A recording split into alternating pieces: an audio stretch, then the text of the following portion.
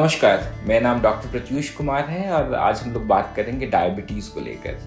Diabetes सबसे ज़्यादा मरीज़ हमारे देश में आजकल हो गए हैं, इसीलिए इसको diabetic capital of the world बोलते हैं। और डायबिटीज़ के मरीज़ आजकल हम लोग हर उम्र में देख रहे हैं, छोटे छोटे बच्चे से लेकर बूढ़ों तक सब लोगों में डायबिटीज़ हो रहा है। अलग अलग ऑक्यूपेशन के लोग, जो लोग सिटिंग जॉब में हैं, बैठ के काम करते हैं, या जो खेत में काम करते हैं, मेहनत वाले काम करते हैं, उनमें भी आजकल हम लोग डायबिटीज़ के केसेस देख रहे हैं। तो इसके लक्षण क्या होते हैं?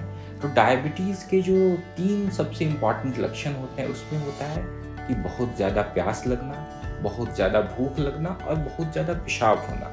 ये 3 मुख्य लक्षण होते हैं, लेकिन इसके अलावा भी बहुत सारे लक्षणों के साथ पेशेंट्स आते हैं, जैसे कि अगर पेशेंट का मुंह सूखना होता है, इन्फेक्शन जो कि ठीक ना हो, बदन पे काफ़ी इन्फेक्शन हो जाना, फंगल इन्फेक्शन अगर बहुत हो रहा है, अगर बदन में कोई घाव हो रहा है जो जल्दी ठीक नहीं हो रहा है, या आपका वजन अचानक कम हो जा रहा है, वजन अचानक बढ़ जा रहा है, सुस्ती कमजोरी बहुत ज़्यादा हो जा रही है, बदन में दर्द बहुत ज़्यादा हो जा रहा है, तो ये सब भी लक्षण हो सकते हैं डायबिटीज़ के। और वैसे भी अगर आपको कोई भी लक्षण नहीं, तो भी अगर उम्र आपकी ज़्यादा हो रही है तो भी आपको रेगुलरली हर 6 महीने पे शुगर की एक नॉर्मल सी जांच करवा के देख लेनी होती है। फास्टिंग और पोस्टप्रैंडियल ब्लड शुगर करवाना होता है, इससे डायबिटीज़ का पता चल सकता है।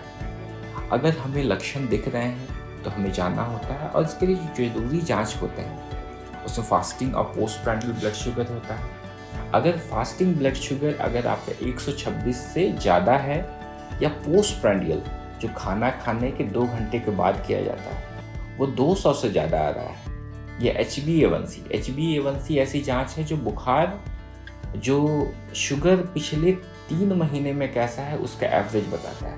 अगर HbA1c 6.5 से ज़्यादा आ रहा है और फास्टिंग 126 से ज़्यादा, पोस्टप्रैंडियल 200 से ज़्यादा, HbA1c 6.5 से ज़्यादा है, तो ये डायबिटीज़ हो सकता है। लेकिन ऐसा नहीं है कि सिर्फ एक बार के रिपोर्ट में इतना ज़्यादा आ गया तो आपको डायबिटीज़ हो गया। आपको कुछ दिन रुक के दोबारा जाँच करके देखनी होती है।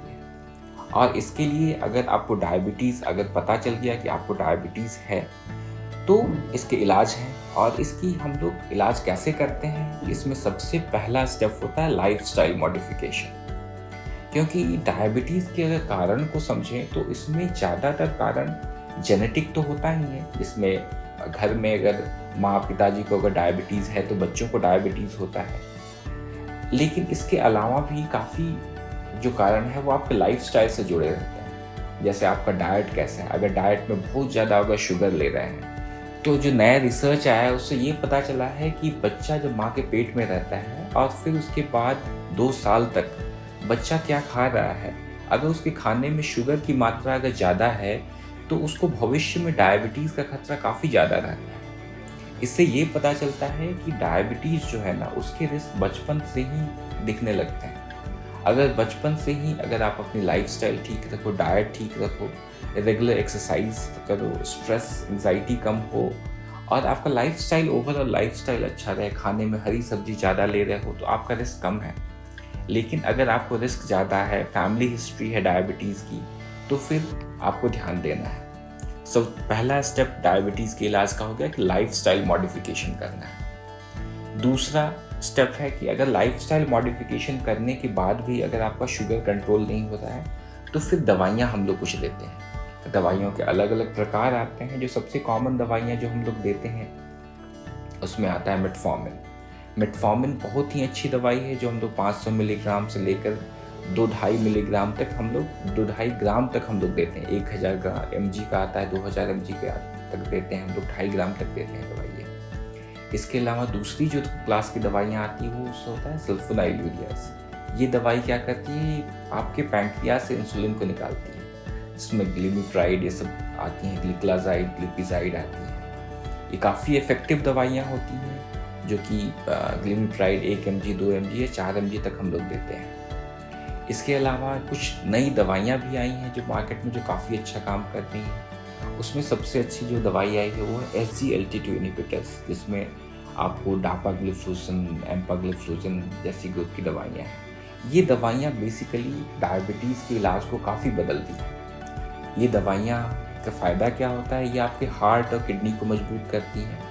ये इतनी अच्छी दवाइयाँ हैं कि हम लोग हार्ट के पेशेंट्स को भी दे रहे हैं आजकल। ये पेशाब के रास्ते शुगर को निकाल देती हैं और आपका जो डायबिटीज़ है उसको कंट्रोल करती है।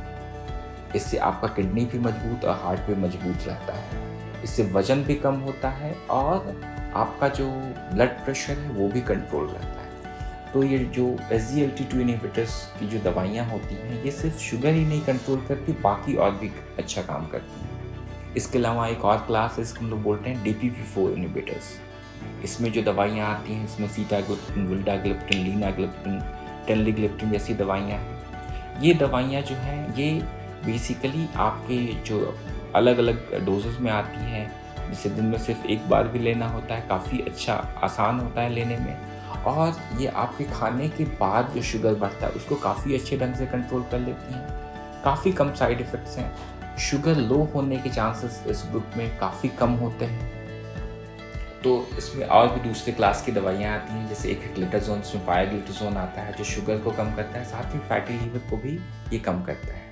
तो इस तरह से दवाओं का कॉम्बिनेशंस होते हैं जिसे दिया जाता है। अलग अलग कॉम्बिनेशन में दवाइयाँ आती हैं।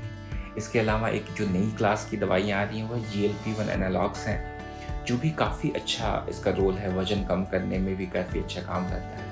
और जो सबसे इम्पॉर्टेंट डायबिटीज़ की दवा है वो है इंसुलिन। इंसुलिन भी काफ़ी इफ़ेक्टिव दवा है।